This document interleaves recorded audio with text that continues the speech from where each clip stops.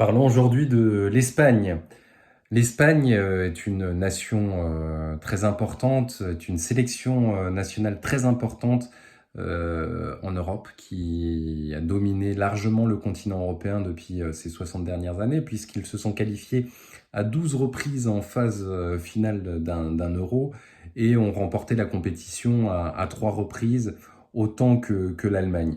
La petite différence, c'est qu'ils ne sont pas allés si faux en finale comme l'Allemagne, donc je les mettrais peut-être un cran derrière l'Allemagne. Ceci étant, l'Espagne reste une nation très forte, une sélection très forte qui a marqué depuis 60 ans l'histoire de la compétition, marqué notamment le début de l'histoire de cette compétition, puisque dans les années 50, le Real de Madrid avait enchaîné 5 titres en Coupe des clubs champions, la fameuse Ligue des champions actuelle.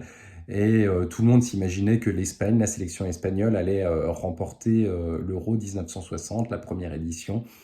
Mais malheureusement, pour des raisons diplomatiques, parce que le dictateur Franco avait refusé que l'Espagne ne se déplace en URSS, l'Espagne n'avait pas pu accéder à la phase finale.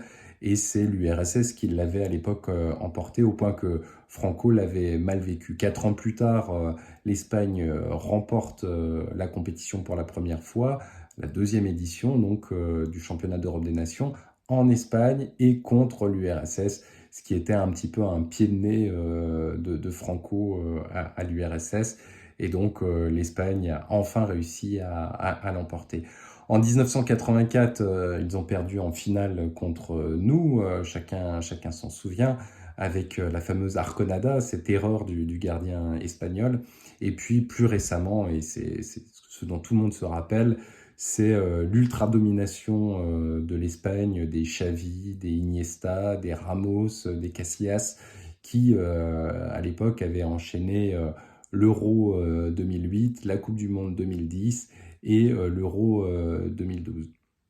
À présent, l'Espagne reste une nation qui compte, une sélection qui compte, qui est dans un groupe qu'on appelle le groupe de la mort, avec l'Albanie, qui est peut-être la nation, enfin la sélection la moins importante, mais avec également la Croatie et l'Italie.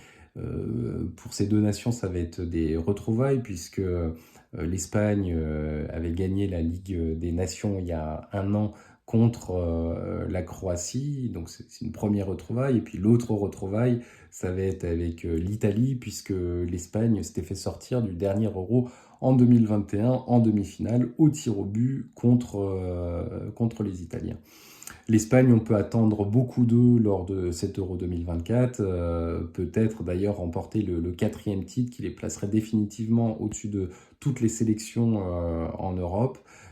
C'est tout à fait possible parce que ils ont à la fois des joueurs maintenant qui commencent à être expérimentés, avec une finale de Ligue des Nations contre la France, puis une finale de Ligue des Nations remportée contre la Croatie, un beau parcours à l'Euro 2021 avec des joueurs comme Pedri, Gavi. Alors Gavi ne participera pas à cet Euro, mais Pedri sera là.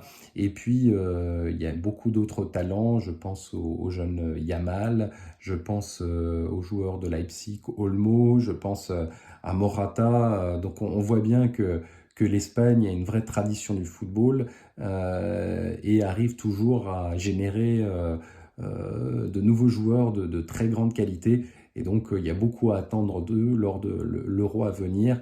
Voilà. Tout dépendra de comment ils sortent et qu'est-ce qu'ils vont laisser dans la qualification lors de la phase de poule, qui risque d'être peut-être aussi difficile pour l'Espagne que ne l'a été la qualification pour la France lors du précédent Euro avec le Portugal et puis l'Allemagne.